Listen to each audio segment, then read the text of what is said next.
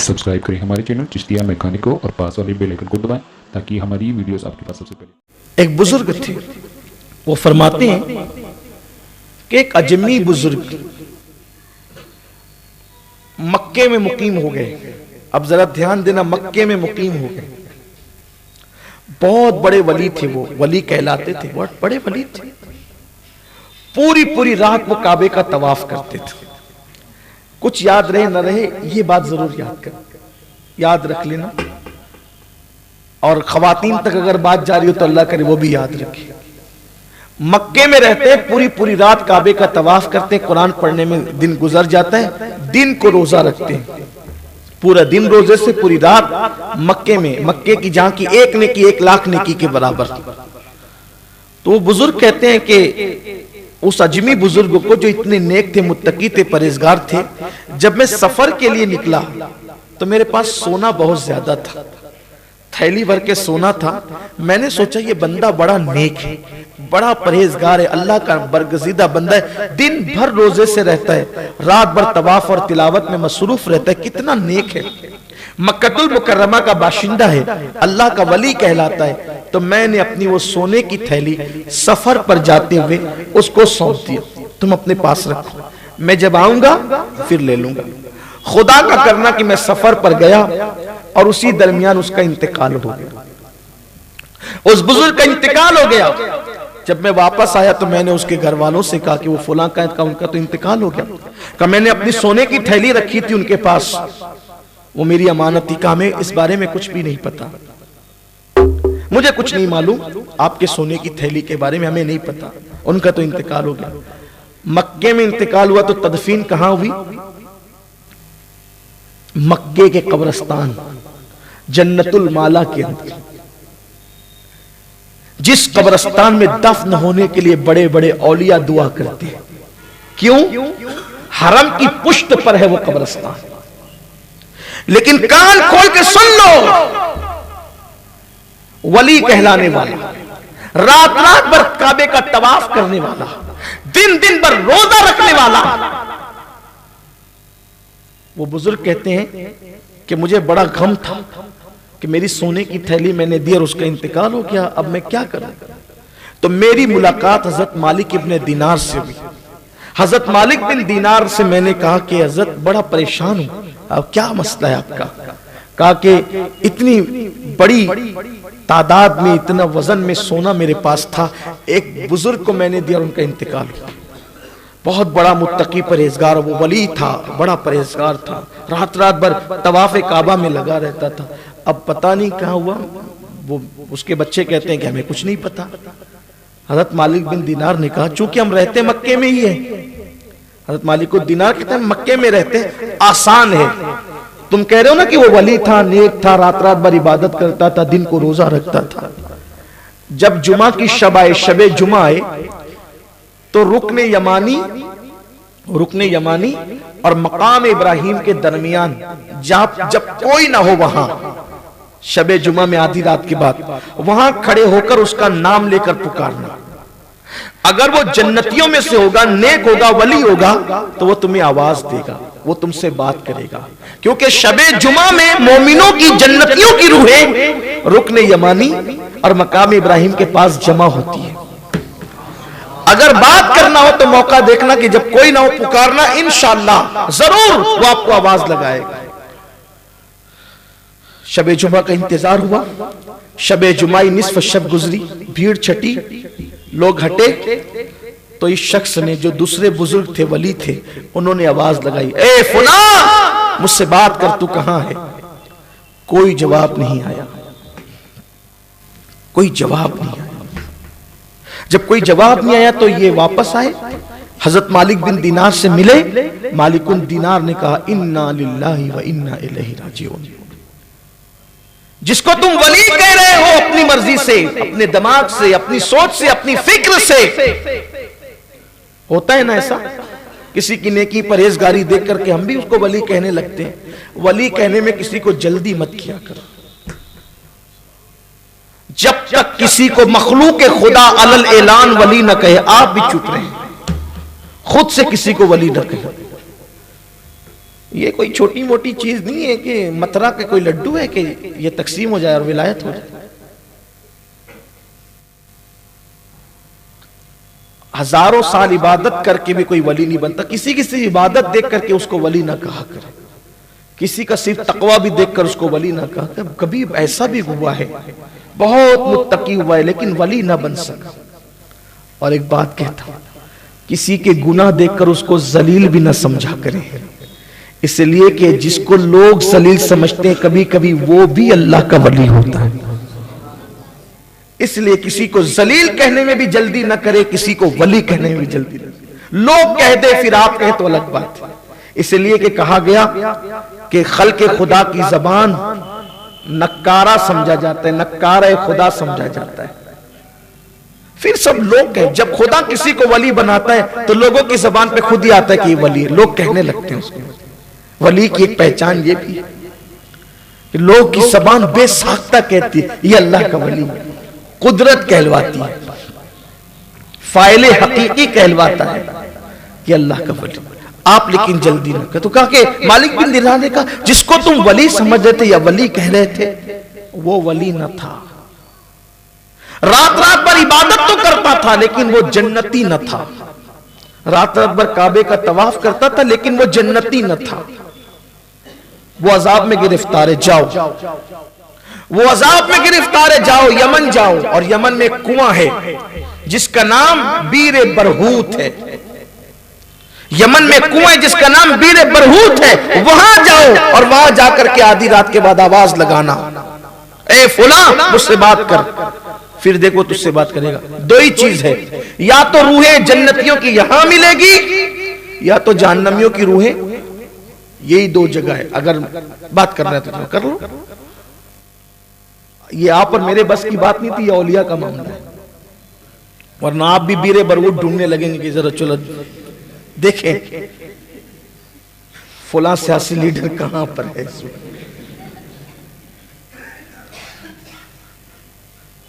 ऐसी बात नहीं। औलिया के मामला औलिया के मामला औलिया के लिए उसी को रखिए। शबे कद्र में सारी मखलूक सजदा करती है, समुंदर का पानी मीठा हो जाता है तो कुछ लोग जाकर के वो पानी चखते रहे। जो जबान गीबत करती और गालियां देती हो फिर उस पर भी निशानी जाहिर होगी। तो कुछ चीजें औलिया अल्लाह के लिए होती है, उन्हीं के लिए रखिए खास। और अगर कुदरत किसी पे करम करके दिखा दे तो ये एक अलग उन्मान है, अलग बात है, लेकिन आमतौर पर मामला ऐसा ही है। वो कहा कि बीरे बरहूत पे जाओ और वहां जाकर के बात करना। देखो वो तुमसे बात करे। ये यमन तक गए क्योंकि सोना इनका बड़ा बहुत ज्यादा था, बड़ी रकम थी, कीमती चीज थी, उसकी बड़ी रकम बनती थी, सोना बहुत था। ये यमन का सफर करके ये बुजुर्ग मक्के से यमन तक गए और रात को वहां पर गए तो बीरे बरहूत पर पहुंचे तो देखा कि वहां चीखने चिल्लाने की आवाज आ रही थी और वहीं पर दो रूहें अभी ताजा ताजा लाई गई थी और वो चीख रही थी और उनकी चीख पर इनका कलेजा मुंह को आ रहा था। तो इन्होंने उन रूहों से कहा कि तुम दोनों जो अभी अभी आए हो नए नए, कौन हो तुम लोग? तो एक ने कहा कि मैं बादशाह का दरबान था, उसकी हर हरकत पर मैं हाँ हाँ करता रहता था, शरीयत के मुताबिक करे तो भी हाँ, शरीयत के खिलाफ करे तो भी हाँ, इसलिए मुझे अजाब में गिरफ्तार किया गया। दूसरे ने बताया कि मेरा नाम अब्दुल मलिक बिन मरवान है, मैं मरवान का बेटा अब्दुल मलिक हूं, मुझे भी अजाब में गिरफ्तार किया, यहां लाके फेंका गया, अजाब में हूं। वो बुजुर्ग कहते कि मैंने आवाज लगाई, ओ फलां मुझसे बात कर। तो एक गमगीन सी आवाज आई, बोलो क्या बात है? वो वहां मिला, मुझे उसकी रूह वहां मिली। बोलो भाई क्या बात है? कहा पहले ये तो बता मेरे सोने की थैली कहाँ है? कहा मेरे भाई मैंने अपने मकान के जीने के नीचे तेरे सोने की थैली दबा के रखी है, वहां से निकाल लो। मैंने कभी किसी की अमानत में खयानत नहीं की, सो तुम्हारी अमानत तुम्हें मिल जाएगी। जब मेरी अमानत का पता उसने बता दिया, बुजुर्ग फरमाते हैं कि मैंने पूछा आप तो नेक ही थे, परहेजगार थे, मुत्तकी थे, हम आपको वली समझते थे, क्यों आप अजाब में गिरफ्तार हो गए? कहा वल्लाह तुम जैसा कहते हो मैं वैसा ही था, यकीनन मैं नेक था, मुत्तकी था, परहेजगार था, लेकिन अजाब में गिरफ्तार होने की सिर्फ एक वजह बनी, रात रात भर काबे का तवाफ करना धरा के धरा रह गया, रात रात भर तिलावत करना धरी के धरी रह गई, रातों को खड़े होकर नमाज पढ़ना धरा के धरा रह गया, दिन दिन भर रोजे से रहना धरा के धरा रह गया। एक ही चीज की वजह से अजाब हो रहा है, अगर मेरी मदद कर सकते हो तो ये काम कर दो मेरा। का क्या चीज की वजह से अजाब हो रहा है? का मेरी एक बहन थी, बहन की वजह से अजाब हो रहा है। मेरी बहन थी, माँ बाप के इंतकाल के बाद मैंने बहन से कभी मुलाकात नहीं की, मैंने बहन से कभी राब्ता नहीं किया, मैंने बहन की कभी खबरगिरी नहीं की। बहन को आता देखकर माथे पर शिकन लाने वाले भाइयों से जी और दामन चुराने वाले भाइयों, बहन भाइयों की मदद करने के लिए अपने हाथ को कंजूस करने वाले भाइयों, जरा सोचो। पूरी तवज्जो अगर सिर्फ हमने नमाज रोजे की तरफ लगा रखी है तो नमाज रोजे की अहमियत अपनी जगह है, लेकिन अल्लाह के रसूल अलैहिस्सलाम ने हमें सिर्फ नमाज रोजा ही नहीं दिया बल्कि पूरा निजाम हयात अता किया है, पूरा दीन अता किया है अल्लाह के रसूल सल्लल्लाहु अलैहि वसल्लम ने। वो शख्स कहता है कि मेरी इकलौती एक बहन थी, एक बहन, उस बहन की मैंने कभी खबरगिरी नहीं की, उसके हाल अहवाल नहीं लिए, उससे कभी राब्ता नहीं किया, कभी पूछताछ उससे नहीं की।